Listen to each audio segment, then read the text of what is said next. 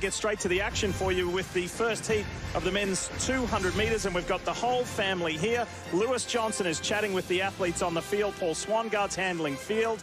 Sonia Richards-Ross, Addo Bolden, Cara Goucher, and myself, Lee Diffie, bringing you the action, and let's get it going with the world champion, Noah Lyles. The fourth fastest man ever at the distance, but his 100-meter attempt did not go well. He was only 7th in that final last Sunday. So this is his only chance to make an individual team to Tokyo. Noah is up against Rodney Rowe, Erriyon Knighton. We will talk more about him. Gavin Schurr, Marcus Parker, and Fred Kerley, who's already qualified for the team in the 100 meters. There is Fred. That's right, Lee. He was expected to start here at 400 meters. He's number 6 on the all-time list, Otto, at 43 seconds, but decided to run the 100 meters here. And maybe to our surprise, but not his or his coach, he ran 9:86 and finished 3rd. Fred Kerley is already on the Olympic team at 100 meters, so it should be no surprise what he does here in the men's 200. And he figures to be this man's chief opposition. I can tell you, Fred Kerley, no pressure. I'm already on the flight to Tokyo. This is just bonus. I'm playing with house money.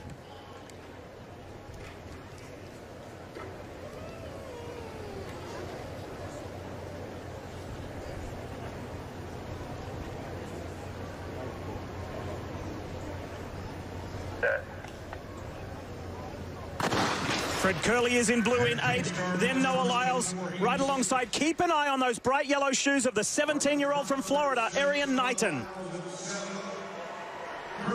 And Knighton will come off the turn with a lead. Fred Kerley way back off the pace, but now here he comes.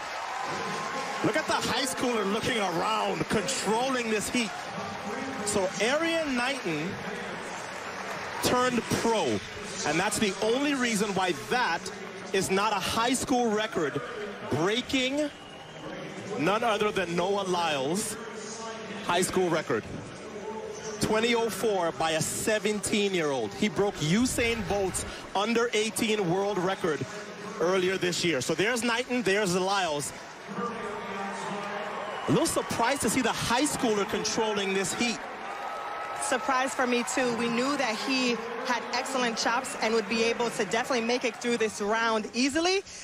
But look at this. Looks like Usain Bolt when he used to run in the first round. It's like, where's everybody at? Okay, well, if you guys are going to let me take it, I'm happy to do that and easy into the semifinal. And we remember 5 years ago, it was Noah Lyles and Mike Norman, the high schoolers, that were looking around at the seniors and thinking, hey, where are you guys? This guy Knighton is going to play a factor in these 200-meter rounds. And he ran in an international meet against Great Britain's Zarnell Hughes, Adam Jamili recently, and was able to handle them no problem either. Lewis Johnson, that was quite the run from the teenager.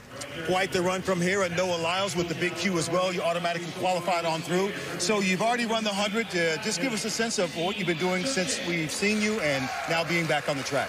Yeah, since after the 100, I've really just been getting ready. I've been with my massage therapist, my chiropractor, eating some, healthy food to get me back in that action, make sure that when I come back on here, I'm recovered and ready to go. Yeah, being considered one of the best in the world is great, but also having competition is great as well. When you look at Erriyon and others, what's your mindset in trying to deal with this competition to make sure you make this team in an individual event?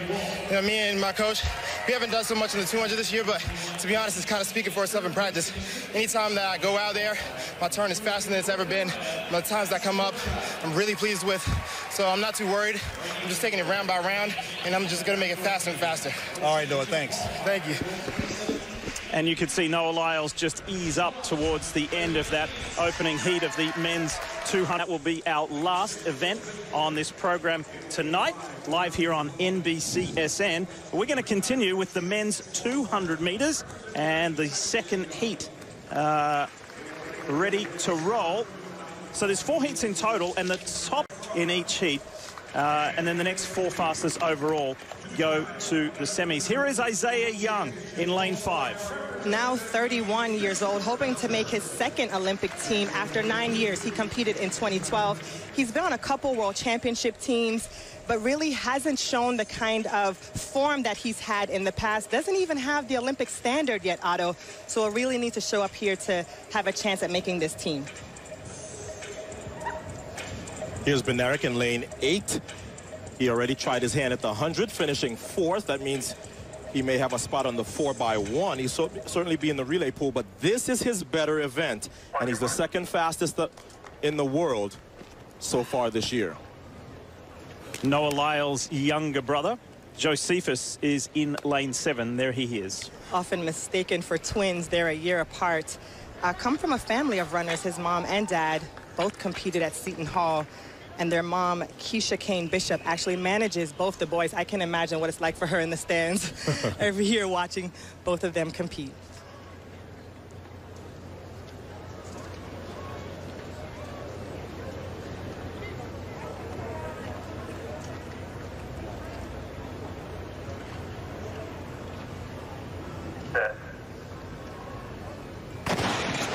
Isiah Young in the middle of your screen in 5. There he is. Keep an eye on him.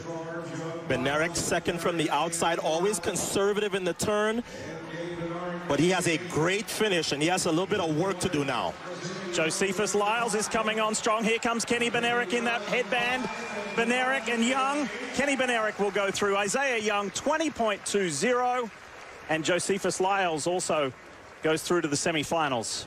Big season's best for Isiah Young, which is what he needed to be able to really progress through these rounds. And he looked strong, but I really liked the way Bednarek ran that round. He was very conservative on the turn, much like Fred Kerley, but didn't give up too much and looked to be really in control of the final 100 meters. And you want to conserve as much energy as possible because the rounds only get tougher and tougher. Yep, you see Bednarek content to let somebody else, and in this case, Young, lead off the turn. And then, as Sonia said, that's somebody who is way off the gas and just doing as much as he has to safely be in the top 3. The top 3 qualify automatically.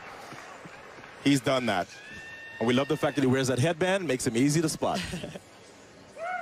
Kung Fu Kenny. Kung Fu Kenny, he likes to have some fun with that. The Q on the graphic there designates that they're off to the semifinals. By the way, Isiah Young did meet the Olympic standard, which is good news for him. The Olympic standard is 20.24, and the top 2 athletes in that. As we welcome you back to Hayward Field, we continue our coverage of men's 200-meter heats. 2 down and 2 to go. And you need to be in the top 3 if you want to guarantee your spot automatically into the semi-finals. Let's talk about who's in lane 5. It's the 22-year-old from Pennsylvania, Terrance Laird. Just coming off his senior season at LSU. And what a season it was. He was NCAA champion at 100 and 2nd in the 200, but opted to not run the 100 here to focus on the 200. His coach says he's really special. He tells me that he focuses on the 3 H's, being humble, hungry, and healthy. And he feels like that's what has allowed him to be successful. And then to the outside is a high schooler, just 17 years of age, Jaylen Slade from the IMG Academy in Bradenton, Florida. Now, because he did not turn pro, unlike Knighton, who we saw run 20.04 to win the heat prior, he has a shot at Noah Lyles' 20.0 high school record. He's already broken Noah's indoor high school record with 20.262, excuse me. So Harris in 3, Flournoy in 4, Booker and Miller. The 7th lane is open. Cravon Gillespie was a late scratching. So I've been watching Laird for the entire season. Watched him win the NCAA's indoor, and then watched him pull a surprise win in the 100. This is his better event, and as you said, Sonia, smart. Yeah. Staying out of the 100 here and focusing on the 200. He's going to have his hands full with this high schooler, Jaylen Slade. The way Laird runs, very, very conservative on the turn, and he runs the final 100 as good as anybody else in the country. Slade will run a little bit more evenly.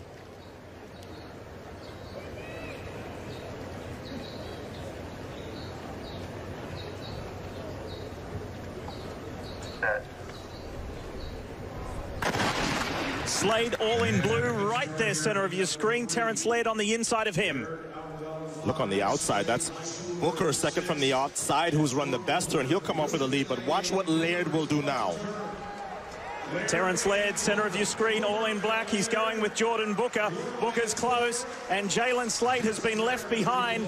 It is Terrance Laird in a 20:45 for his heat to automatically qualify for the semis. And that was a dramatic look over to see that he was cleared and that he was able to back off a bit. But Terrance Laird, a true talent, someone to watch out for as he progresses through these rounds. I actually thought he would be a baseball player. Said his best friend went to the Dodgers in 2016, and it wasn't until 2017 that he actually ran his first track and field race and fell in love with the sport. What he thinks has really helped him was when he first went to Penn State, he ran a lot of 400s and 500s, and then went to a JUCO where he ran 19.6 windy. And at LSU, been doing a lot of sprint work, so he feels like that combination of the 400 training and now the sprinting has made the 200 his perfect event. And he looked comfortable in the first round. He has a lot of races in his legs, Otto, from the NCAAs. He ran the 100, 200, and the 4x1. So I think it was really smart for him to just focus here on the 200, rest his legs up, and just continue to compete well. He knows how to do that, and he'll need all of that to make this team. Very surprised that the high schooler did not perform better, but you know, inexperience on a big stage sometimes can cause that.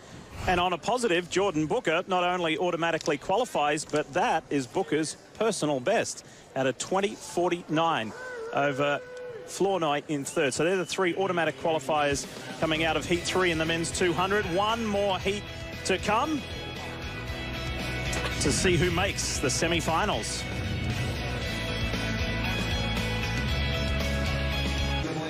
It's a warm day, beautiful day though here in the Pacific Northwest for day 6 of competition, and we are set for the 4th and final heat of the men's 200 meters. Top 3 automatically go through, and then the next 4 fastest overall times. Semi-final is tomorrow. LaShawn Merritt, Olympic champ at 400 meters, turns 35 on Sunday, made it here at 400 meters, and says he's here and just wants to keep on giving his best effort. So we'll see what he has in the tank at 200 meters. We've seen something special from another 35-year-old, right, in Allison Felix at these trials. Who knows? And this is Matthew Bolin. So I lived in Texas when in 2019 he ran a windy 10:20 at the Texas Relays, and everybody's calling me like, is Usain Bolt in trouble? I'm like, not yet, guys. But he definitely has a ton of potential and has been running really well for Georgia. Lance Lang, unfortunately, did not make it to this heat, so that's why there is an open lane 5. But Kyrie King is inside LaShawn Merritt, right there in lane 3. Andrew Hudson is in 6. And Collins in 8. And then there's Edric Florial Jr. He's the coach's son. In fact, his father's already put Kenny Harrison and Jenna Prandini onto the Olympic team, but he was a reluctant. Our son finally came home to track and field. His mother is a silver medalist from the '92 Olympic Games, and his father competed for Canada in the '88 and '92 Olympics and is now one of the top coaches in the world, including the director of track and field at the University of Texas. Did you say walk on at Kentucky? Walked on at Kentucky. I didn't know that was a thing. Yeah. Here's Matthew Bowling. Also ran a windy 9.9 in high school. That's what really got him to go viral. He can do the 1, the 2, the 4, and the long jump. This is LaShawn Merritt in 4.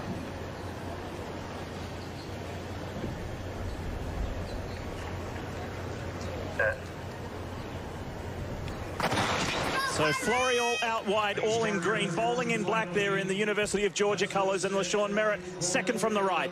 There's a lot of races in Matthew Bowling's legs, and he's already pressing hard. You see Hudson to the inside, and on the far inside, that's Kyrie King for a second, but now Hudson.